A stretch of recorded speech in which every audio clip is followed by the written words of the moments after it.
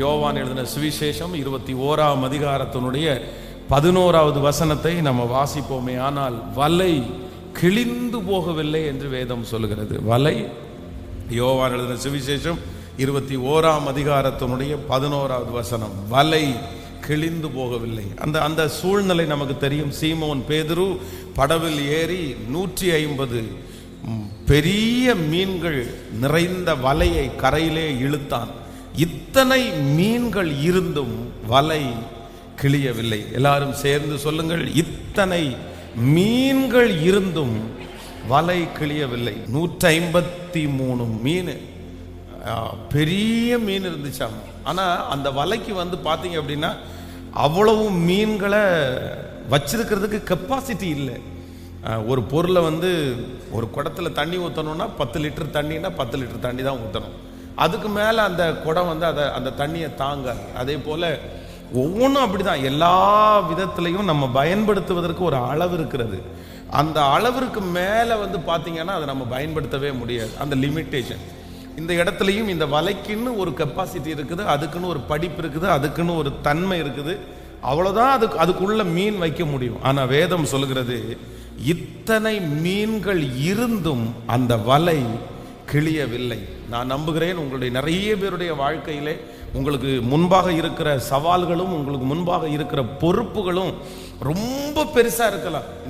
ஆனால் உங்களுடைய வலை போல உங்கள் படிப்பு, உங்களுடைய வாழ்க்கை, உங்களுடைய பணம், உங்களுடைய பின்னணி அதை தாங்கக்கூடிய அளவிற்கு நீங்கள் இல்லாமல் இருக்கலாம். நான் எப்படி இதை செய்வேன், எப்படி நான் இதை முன்னேறுவேன், இது ஒரு பெரிய பொறுப்பாயிடுச்சே, இதை நான் செய்ய முடியுமா, ஒரு பெரிய சவாலாச்சே, இதை நான் எப்படி சந்திப்பேன் அப்படின்னு நீங்கள் நினைக்கலாம். ஆனால் நான் நம்புகிறேன், ஆண்டவர் அனுமதிப்பாரே ஆனால், ஆண்டவர் உங்களோடு கூட இருப்பாரானால் 153 பெரிய மீன்களை தாங்க கூட முடியாத வலையா இருந்தாலும் அந்த வலை கிழிந்து போகாமல் அத்தனை மீன்களையும் தாங்கக்கூடிய அந்த பலத்தை கர்த்தர் தருவார். இந்த மாதம் கரங்களை தட்டி கொண்டிருக்கும் போதே உங்களுக்கு பலத்தையும் சத்துவத்தையும் அருளுகிற மாதம். இந்த மாதம் ஆண்டவர் ஒரு ஸ்பெஷல் உங்களுக்கு ஒரு பலத்தை கர்த்தர் கொடுக்க போகிறார்.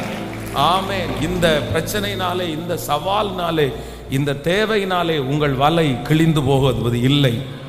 ஒருவேளை அப்படியே கிழிஞ்சிருமோ அப்படின்றது மாதிரி, இத்தனை மீனை எப்படி நீங்க எடுத்துட்டு வந்தீங்க, இது தாங்காதே, இவ்வளோ எப்படி இந்த பொறுப்பை தாங்குவோம்? கண்டிப்பாக முடியாது. இந்த வயசில் இந்த பிரச்சனையை சால்வ் பண்ண முடியாது. இந்த சூழ்நிலையில் இதை செய்யவே முடியாது. உங்களால் ஒன்றுமே பண்ண முடியாதுன்னு உங்களை சுற்றி இருக்கிறவங்க எல்லாருமே சொல்லலாம். ஆனால் நேற்றைக்கு இரவு இந்த மாதத்திற்கான அந்த வாக்குத்தத்தங்கள் எல்லாம் தியானித்து கொண்டிருக்கும் போது ஆண்டவரினுடைய இருதயத்திலே ஞாபகப்படுத்தின ஒரு வார்த்தை, இல்லை, நான் செய்த அற்புதமானால் கண்டிப்பாக வலை கிழிவது இல்லை. அந்த பொறுப்பை கொடுத்தவர் கர்த்தர். அந்த இடத்துல உங்களை கொண்டு போய் வைத்திருக்கிறவர் அவர்.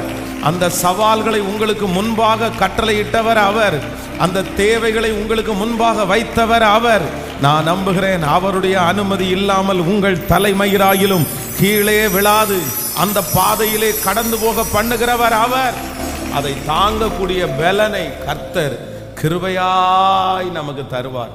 1000 சத்துருக்கள் எழும்பலாம், 1000 மனிதர்கள் எழும்பலாம். அதை குறித்து ஆண்டவருடைய பிள்ளைகள் கவலைப்படவே கூடாது. உங்களுக்கு விரோதமாய் அந்த பொறுப்புகளும் காரியங்களும் ஆசீர்வாதங்களும் கொடுக்கப்படும் போது, சவால்கள் கொடுக்கப்படும் போது, எத்தனை பேர் எழும்பினாலும் உங்க மேல இருக்கிற அபிஷேகம் ரொம்ப வித்தியாசமான அபிஷேகம்.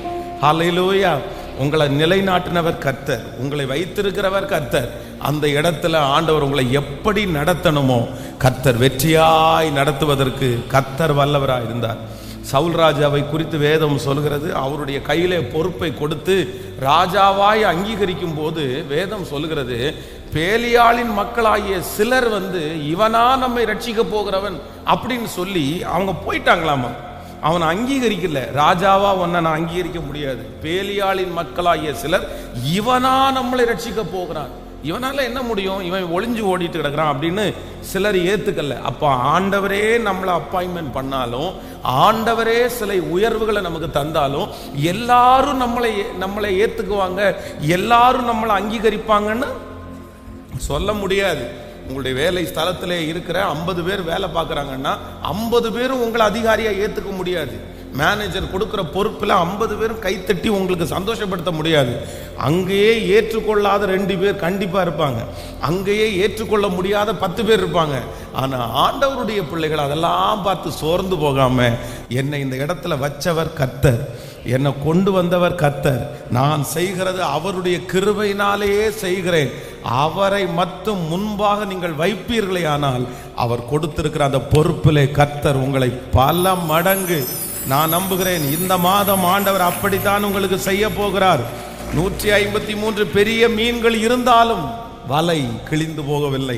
சொல்லுங்கள் பார்க்கலாம், அபிஷேகத்தினுடைய வல்லமை உங்கள் தலையின் மேல் அப்படியே இறங்கட்டும். இத்தனை பொறுப்புகள் இருந்தும், இத்தனை சவால்கள் இருந்தும், இத்தனை சூழ்நிலைகள் இருந்தும், இத்தனை எதிர்ப்புகள் இருந்தும், இத்தனை பலவீனங்கள் இருந்தும், இத்தனை எதிர்மறையான காரியங்கள் இருந்தும் இந்த வலை கிழிந்து போவது இல்லை. இந்த வலை கிழிந்து போவதில்லை. இது கர்த்தரால் அனுப்பப்பட்டது. இது கர்த்தருடைய வார்த்தையினால் நிறைந்தது. இதற்கு உதவி செய்கிறவர் கர்த்தர், இதை நடத்துகிறவர் கர்த்தர். ஹல்லேலூயா.